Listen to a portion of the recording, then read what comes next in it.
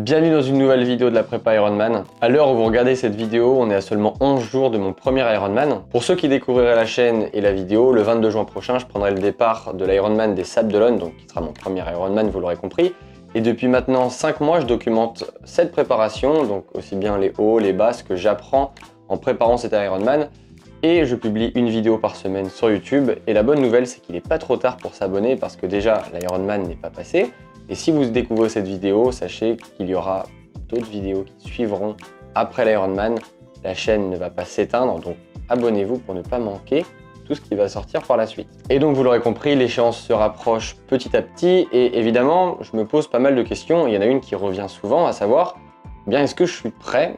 Et aussi, comment en fait et quand savoir quand on est prêt pour faire son premier Ironman? Alors on pourrait répondre de manière un petit peu débile et pas trop réfléchie de se dire, si on sait nager 3,8 km, si on sait faire 180 km de vélo ou si on a déjà couru 42 km, on est à peu près prêt pour l'Ironman. Mais vous vous en doutez, la réalité est un petit peu différente. Après quelques réflexions, j'en suis venu à la conclusion qu'il y a deux façons d'aborder cette question. La première, c'est un petit peu ce que je vais appeler le déclic, donc c'est le moment où tu t'inscris. Et la deuxième, c'est comment est-ce que tu te sens pendant la prépa, donc est-ce que tu sens que tu progresses au fur et à mesure des semaines. Alors déjà, par rapport à ce fameux déclic, ce moment où tu décides de t'inscrire et au passage, tu fais un joli cadeau d'un peu plus de 700 € à Ironman. Comment est-ce que ça se passe et comment est-ce que ça se matérialise? Je pense que ce déclic, il peut énormément varier en fonction des personnes. C'est-à-dire qu'il y a des personnes qui font du triathlon depuis des années, qui prennent le temps, qui patientent et qui se disent « bon, ça y est, je pense que je suis enfin prêt à faire un Ironman, à passer le cap ». Et il y en a d'autres, au contraire, qui connaissent pas du tout le triathlon, qui sont complètement novices, mais ils se disent « j'ai entendu parler de l'Ironman, c'est un défi qui me donne envie, j'ai envie de me challenger ». Et donc, ils s'inscrivent. Et puis après, voilà, ils ont un long chemin parce que le triathlon, c'est pas facile, vous le savez. Et voilà, il y a des cas différents en fonction des personnes. Pour ceux qui suivent les vidéos et pour ceux qui me connaissent, vous savez que je ne fais pas partie de cette deuxième école, à savoir que j'ai attendu quelques années, j'ai attendu d'avoir passé quelques caps avant de m'inscrire pour mon premier Ironman. Depuis que je fais du triathlon, j'étais sûr d'une chose, c'est que je voulais faire un jour un Ironman. Mais avant d'accepter le fait de s'inscrire et de s'engager dans ce que représente une prépa Ironman, à savoir quelque chose quand même qui est exigeant, qui est assez éprouvant, il m'a fallu 2 ans et 2 années au cours desquelles j'ai appris ce que c'était le sport, donc j'ai appris ce que c'était le triathlon, comment est-ce que ça se passait. J'ai passé quelques barrières au fur et à mesure, c'est-à-dire que j'ai commencé par un premier triathlon M, ensuite j'ai fait plusieurs triathlons longue distance, ensuite j'ai fait plusieurs marathons. Et une chose est sûre, c'est que c'est assez évident qu'en 2022, lorsque j'ai fait mon premier triathlon M, j'étais absolument pas prêt pour faire un Ironman. J'étais pas prêt déjà physiquement, ça c'est sûr, et j'étais pas prêt psychologiquement parce que je me rappelle très bien, quand j'ai franchi la ligne d'arrivée de mon premier triathlon M,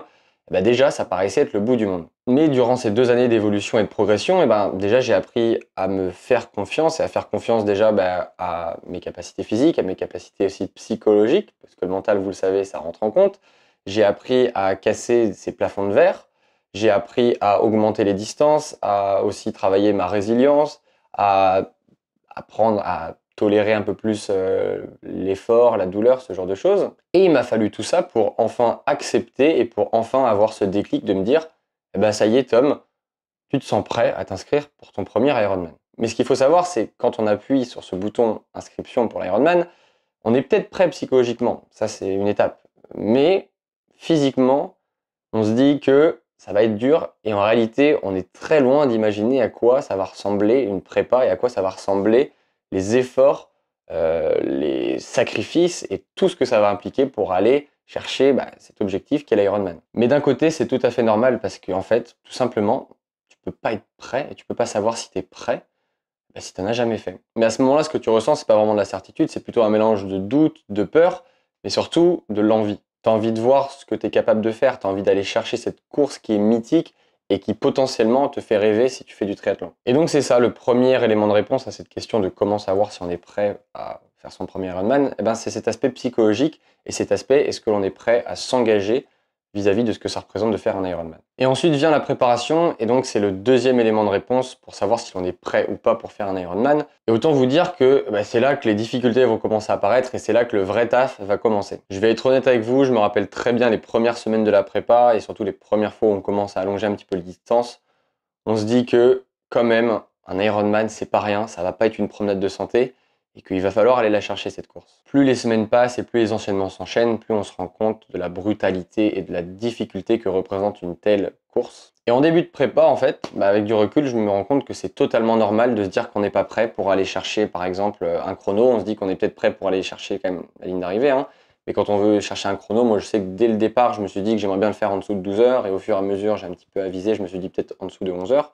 Et ben c'est normal, parce que on n'a pas passé les barrières physiques, on n'a pas passé les barrières psychologiques, et donc c'est totalement normal de ne pas se sentir prêt. Mais évidemment, c'est là que la beauté commence à apparaître, et c'est là que ce sport est magnifique, c'est que les semaines passent, les mois passent, les entraînements passent, et la progression commence enfin à apparaître. On passe des paliers, il y a des séances clés qui passent, et en fait on a tendance à se surprendre au fil du temps. Je l'ai toujours dit au fil des vidéos, mais en fait au fur et à mesure que les semaines passent, eh ben, on casse des plafonds de verre qui nous paraissaient inatteignables jusqu'à présent, à savoir faire des sorties longues en vélo, des sorties longues en course à pied, en natation aussi, peut-être se dépasser sur des allures ou ce genre de choses. Et au final, quand on passe ces barrières, eh ben on a des déclics. On se dit, ça a été dur, mais j'y suis arrivé, j'ai réussi à tenir, j'ai réussi à me dépasser, j'ai réussi à aller ce petit 1% au-dessus de ce que je pouvais faire hier ou ce que je pouvais faire les semaines au passé.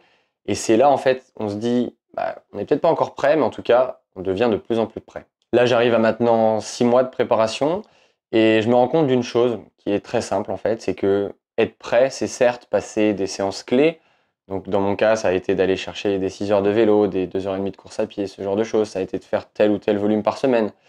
Mais au final, être prêt, et je me rends compte vraiment maintenant, c'est d'avoir accumulé en fait tous ces moments de doute, c'est d'avoir accumulé toute cette expérience, c'est d'avoir accumulé tous ces entraînements, c'est d'avoir accumulé toute cette galère et c'est d'avoir accumulé tout ça pendant ces 6 derniers mois pour en fait me rendre compte que je ne vais pas abandonner à la première difficulté. Là, j'arrive à la fin de la prépa, je vous l'ai dit, il me reste 11 jours et honnêtement, j'ai encore des doutes. Et je pense qu'en fait, c'est totalement normal parce que je me pose des questions. Encore hier, je me disais, est-ce que je suis prêt? Alors peut-être oui, peut-être non. Mais une chose est sûre, c'est que déjà, je suis prêt à essayer. Je suis prêt à essayer d'aller chercher cet Ironman et je suis surtout prêt à me présenter sur la ligne de départ avec la confiance. Et je sais, et je le saurai le 22 juin prochain, au matin, dans les quelques secondes avant de passer cette ligne de départ de la natation, je sais que j'aurai mis toutes les chances de mon côté. Alors s'il y a bien une chose que vous devez retenir si vous regardez cette vidéo, c'est que si vous posez la question de est-ce que je dois m'inscrire à mon premier Ironman, est-ce que je me sens prêt, sachez que à partir du moment où vous avez l'envie, à partir du moment où vous êtes prêt à vous remettre en question, à partir du moment où vous êtes prêt aussi à prendre du plaisir, ne l'oublions pas, ce n'est pas que des difficultés un Ironman, même si c'est parfois pas évident, mais si vous êtes prêt à travailler, à vous engager, déjà, psychologiquement et physiquement, vous êtes bien plus prêt que vous ne le pensez, et donc il est peut-être temps de franchir le cap.